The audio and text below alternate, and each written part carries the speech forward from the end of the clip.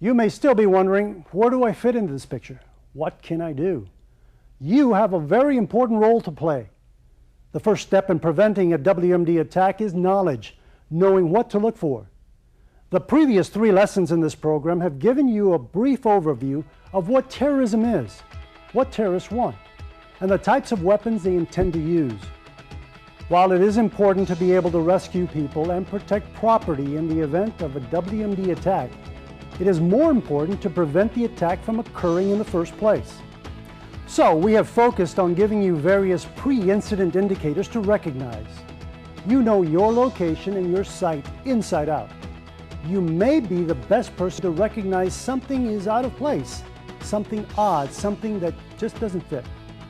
Reporting such observations through the proper channels of your post orders may be just the action that prevents another incident like the criminal attacks on September 11, 2001. For our common protection, the United States has a unified approach to information gathering and information sharing. When you make your report to your supervisor, he or she will pass that information along to the proper authorities, which in many cases is law enforcement. The law enforcement community has a set of responsibilities for a specially trained officer called a TLO, or Terrorism Liaison Officer. The TLO, or any sworn officer, will move the report along through proper channels. Thousands of small pieces of information flow into the intelligence databases every day. Trained analysts store, organize, and tag such pieces of data for potential tracking and follow-up. Most of the time, of course, the activity is harmless, or what one might call normal criminal behavior. But what if it isn't? In the following excerpt from a law enforcement training program, various experts describe the interrelationship between the small pieces of data reports to the larger intelligence effort.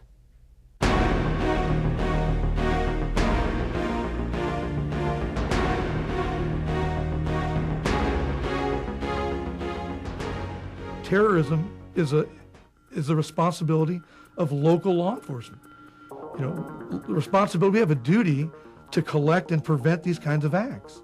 And the way we're going to do that is truly by getting the intelligence, seeing that one little sign or symptom, seeing that blasting cap, seeing that false ID, seeing that ID theft. That's how we're going to prevent this big picture explosion. Terrorism has become more of a local threat. Now, obviously, since what happened on September 11th versus something that just used to happen overseas in a place you couldn't pronounce. And now we're using the police officers and their expertise in their community with community policing to provide intelligence and community awareness and public education to all the people in their jurisdiction, which overall helps the law enforcement capabilities in that jurisdiction. The local law enforcement officer is the first one to notice a new extremist group, be it a religious group, be it an ethnic group, and so forth, an increase in rhetoric in the neighborhood for any given reason, a change in graffiti on the street, a change in the threats that appear to be coming from the neighborhood. The local officer is going to be the first to see that.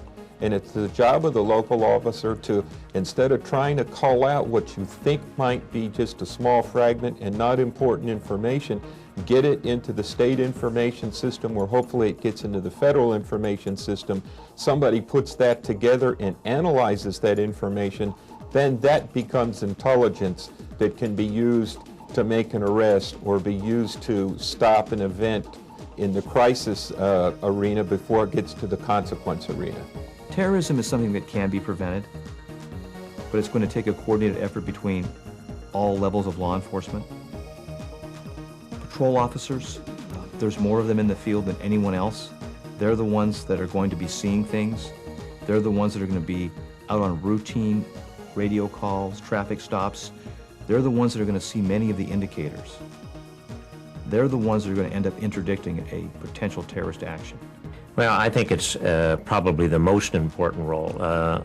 It's my belief, and I think with good reason, that probably the next terrorist event will be prevented by a patrol officer who is doing a good job, who takes that step to look a little further, asks a few more questions, and then that information comes to a person in my position. It's forwarded to other agencies, And it may be just part of a bigger puzzle, but it may be the significant information to prevent an act of terrorism. We know from prior history that one of the hijackers received a ticket 2 days prior to 9/11. So there you go. There was an officer who initiated a traffic stop of a future hijacker, issued him a ticket. So if law enforcement can learn or keep an open mind to who they're stopping and why they're stopping them, we may be able to identify, if not stop, the next terrorist attack just from a routine traffic stop. I believe if terrorism happens in this country, if terrorist acts continue to occur, that at a local level, the law enforcement agents, the police officers, and deputy sheriffs, and state patrols will be the actual ground troops in stopping these things. I don't think they have the wherewithal to stop them if they don't interact with each other and keep each other informed.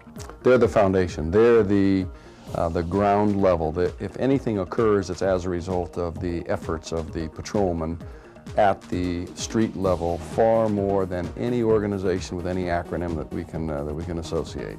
It's the line officer, the beat officer. They're the ones who interface on a daily basis with the public, and they're the ones who pick up the tidbits of information, the fragmented information, the little tiny bits and pieces of information that once they're put together in a mosaic, hopefully will provide some kind of an indication from which a command staff, an organizational policy can be established, and then maybe even on a tactical level a reaction can be mounted that might mitigate or obviate some kind of a significant threat a la 9/11.